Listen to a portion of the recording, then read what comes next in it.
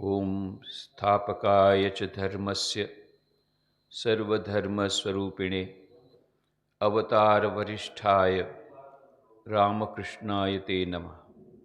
जननीं शारदां देवीं रामकृष्णं जगद्गुरुं पादपद्मे तयो श्रित्वा प्रणमामि मुहुर्मुहुः।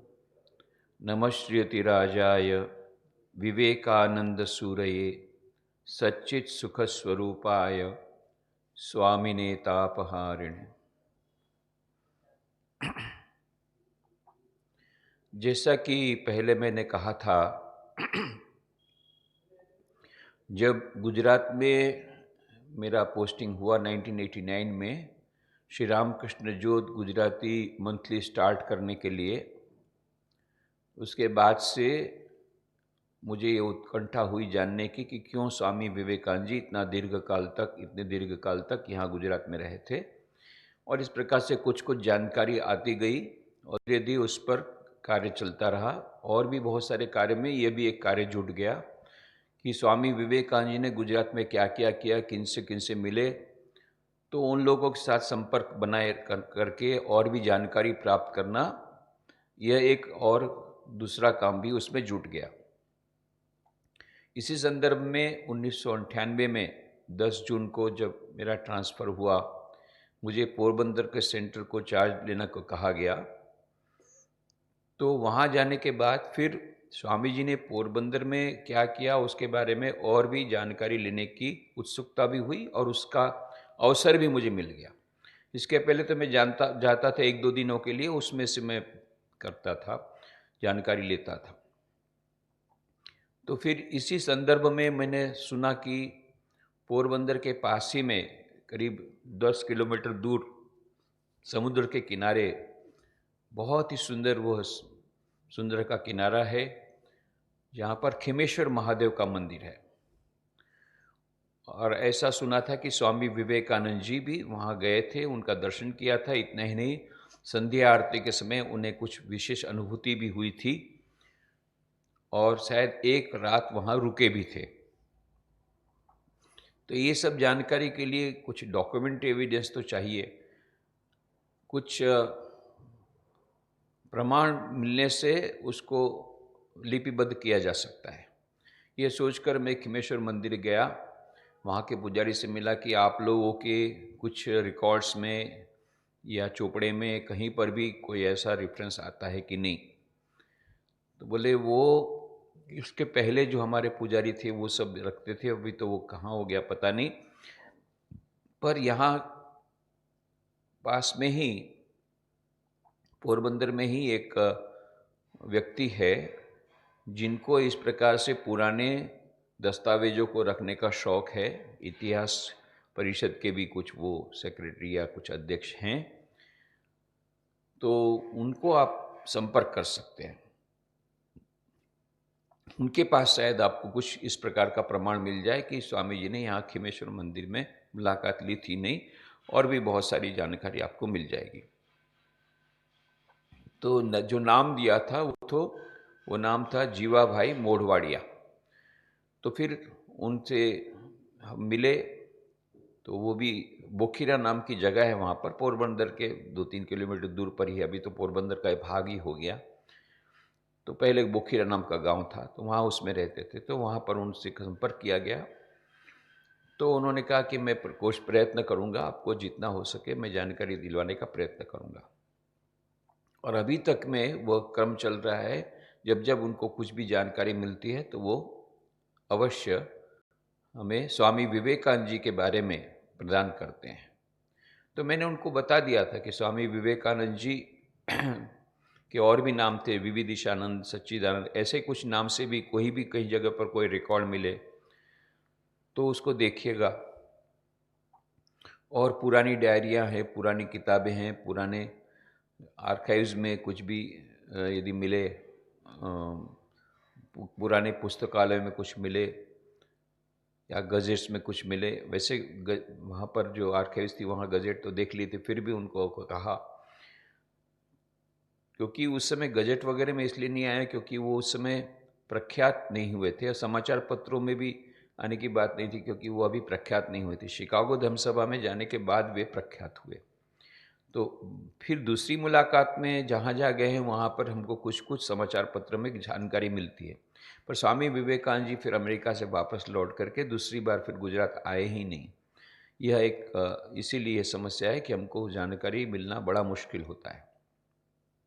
तो जो भी होगा, फिर उन्होंने वो जो जीवा भाई मोडवाडिया ने एक बार आकर मुझे कहा कि मैं पुरानी किताबों देख रहा था, उसमें से एक छोटी सी डायरी मुझे मिली जो कि मेरे पिताजी द्वारा लिखी गई थी।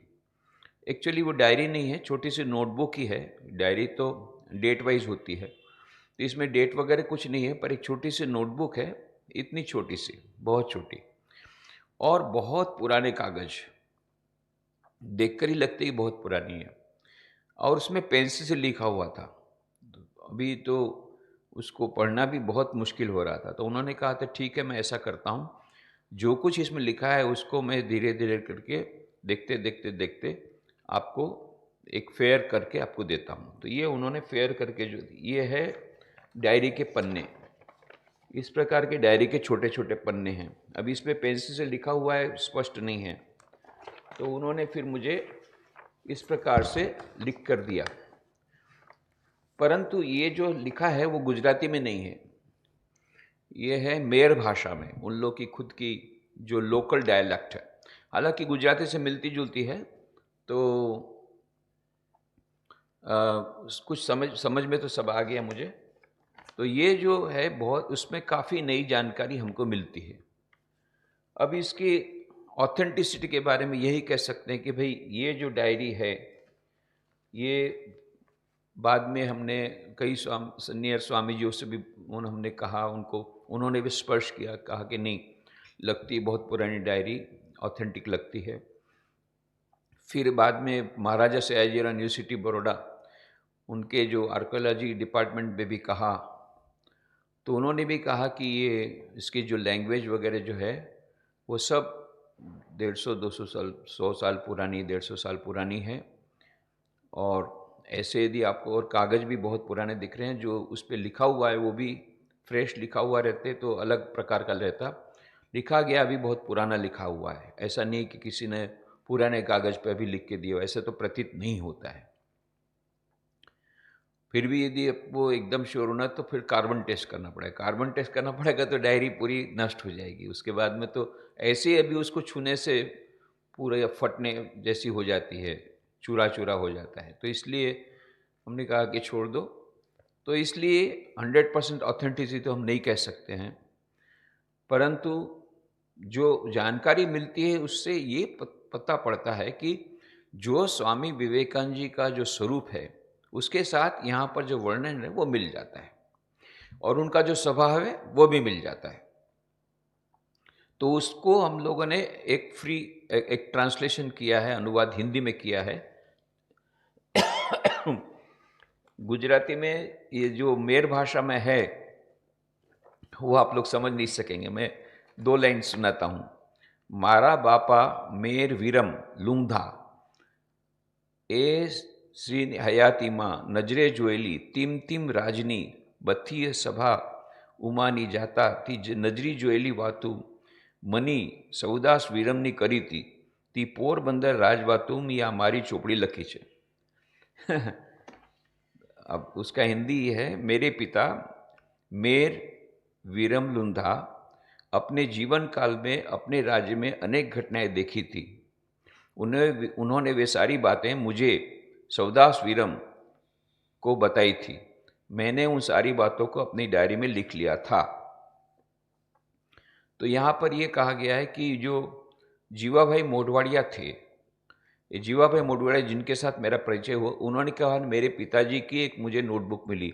पिताजी का नाम था सौदास वीरम। उस समय के ज़माने में सरनेम नहीं कहा जाता था, पिताजी का नाम कहा जाता था। जैसे जो मुझे मिले वो थे जीवा भाई सौदास, हालांकि पूरा नाम है जीवा भाई सौदास मोडवाड़िया। उनके पिताजी का नाम सौदास वीरम मोडवाड़िया। उनके पिताजी का नाम वीरम लुंधा मोडवाड़िया।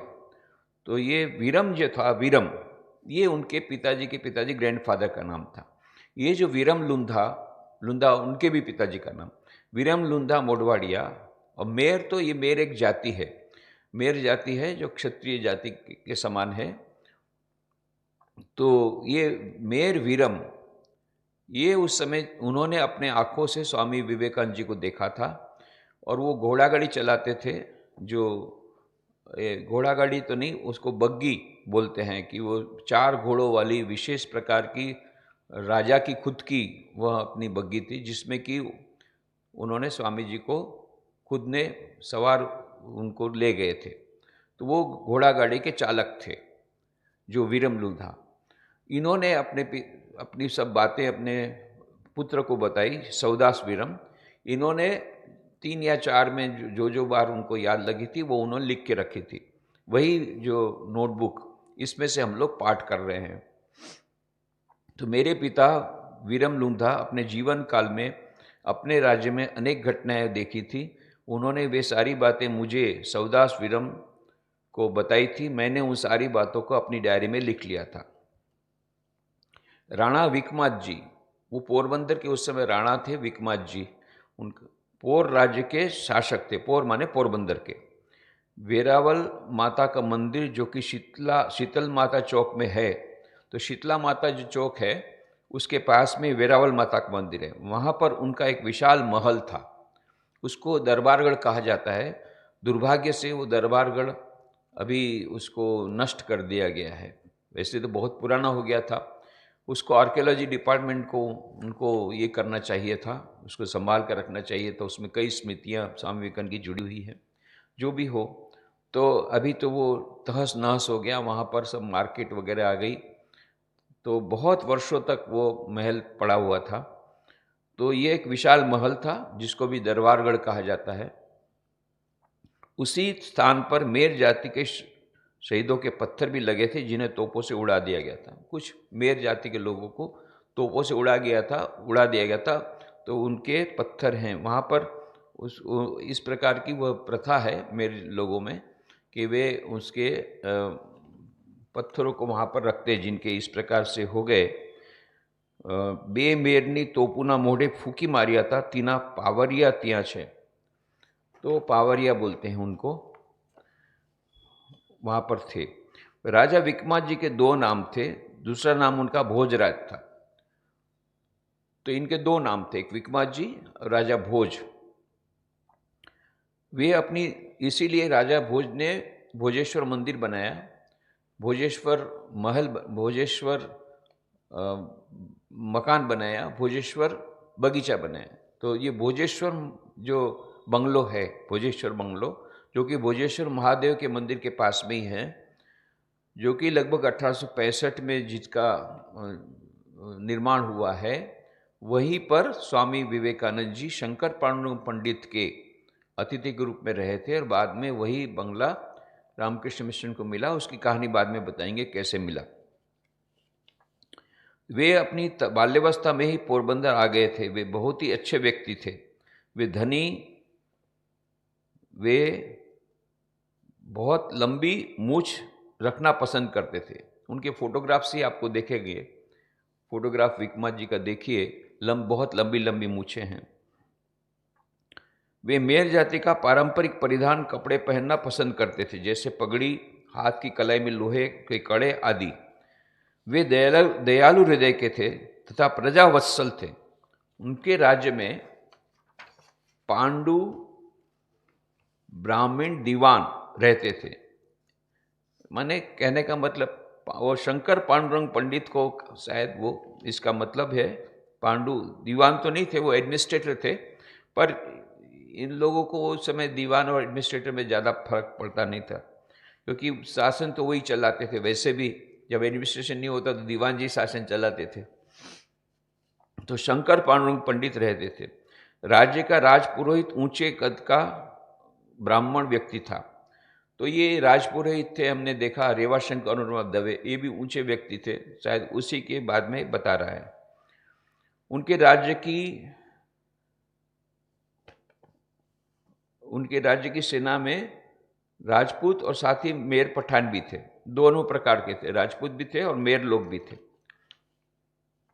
राजा विक्रमादित्य के शासनकाल में प्रजा के कल्याण के लिए अनेक कल्याणकारी केंद्र खोले गए थे।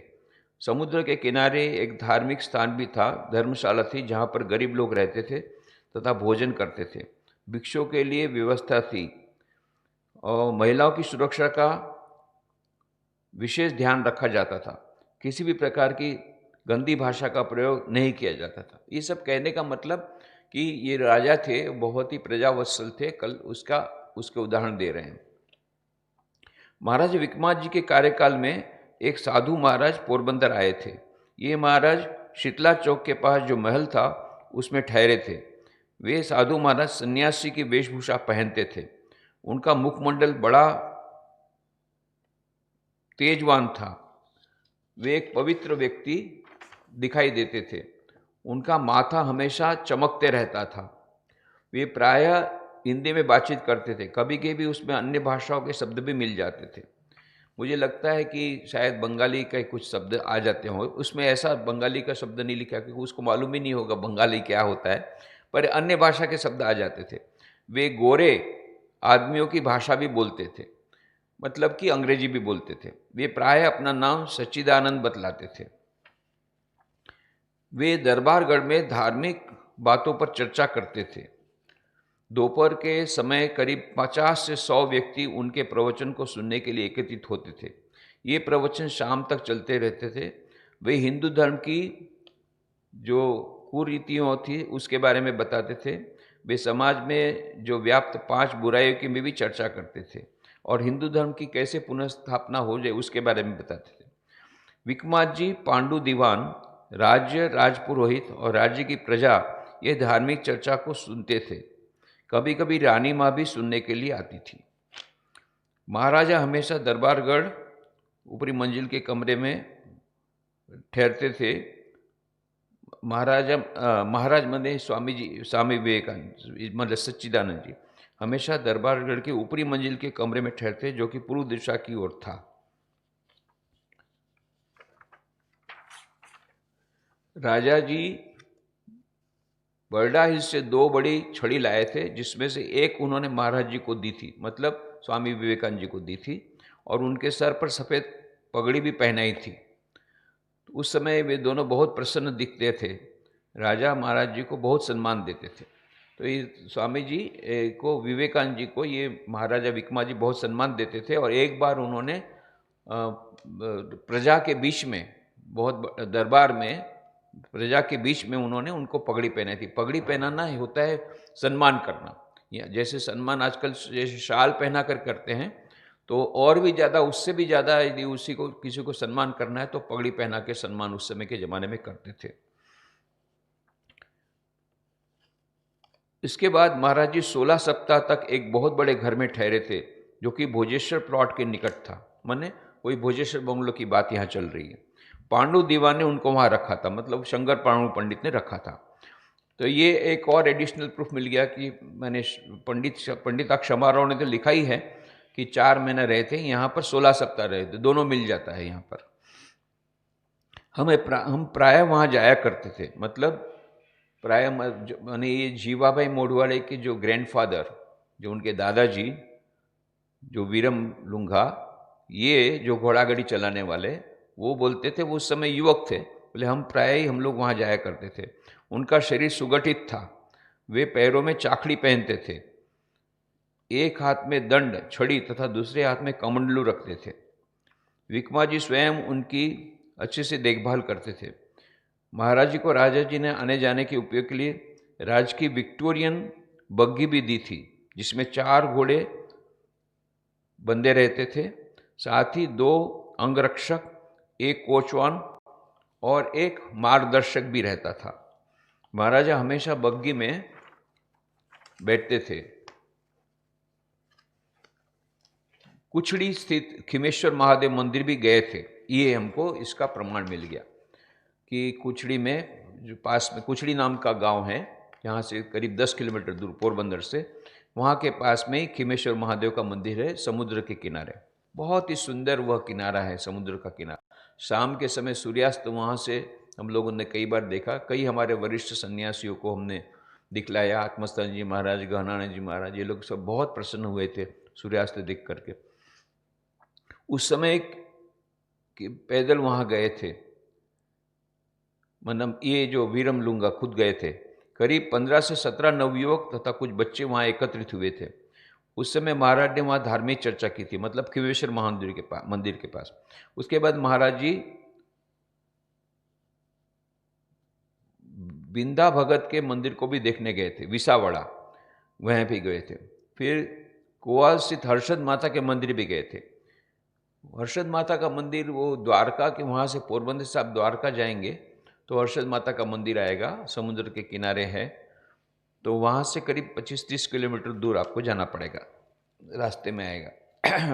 करीब पोरबंदर से करीब पौन घंटे में पहुँच जाएंगे। महाराज मतलब ये जो स्वामी विवेकानंद जी मंच पर बैठ जाते थे और धीरे धीरे शांतिपूर्ण भाव से प्रवचन देते। प्रवचन हिंदी में ही देते। वे प्रायः हिंदू धर्म की पुनर्स्थापना, गरीबों की सेवा और ईश्वर के बारे में सुंदर प्रवचन देते। उसी बंगले में रहते हुए महाराज राणा वाव, देगाम, बगवदर, खामोदर, ओडदर, गोसू, छाया, बेरोज गए थे। इतना ही नहीं, वे उन्होंने माधोपुर तक की यात्राएं की थी। माधोपुर वो सोमनाथ, आप यदि पोरबंदर से सोमनाथ जाएंगे तो माधोपुर रास्ते में आएगा, वहाँ भी बहुत सुंदर बीच है। माधोपुर का बीच में तो अभी बहुत डेवलपमेंट हो रहा है, गुजरात टूरिज्म डेवलपमेंट के द्वारा। वे प्राय ही मंदिरों में चले जाते। वे शिंगड़ा के मंदिर देखने भी गए थे।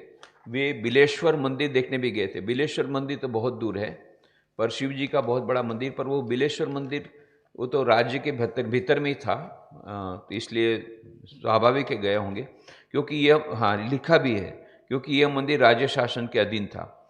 वहाँ पर उन्होंने शंकर भगवान के दर्शन किए थे। महाराज जब भी बर्डा हिल्स जाते, पांडु पंडित ब्राह्मण दीवान भी साथ में जाते। घोड़े पर पठान सिपाही साथी 2 नौकर भेजते, क्योंकि बर्डा हिल्स में उस समय बहुत शेर थे। महाराज शाम के समय शाही बग्घे में वापस लौट आते।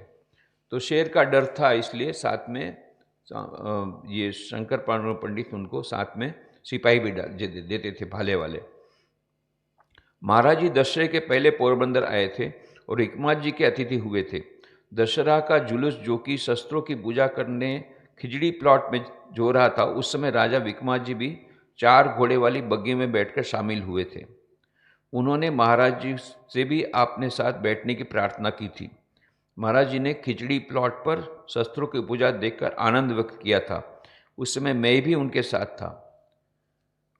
मतलब ये जो घोड़ा गाड़ी चलाने वाले, मैंने इनके जीवा भाई के ग्रैंडफादर बोल रहे हैं, मैंने भी उनके दर्शन किए थे।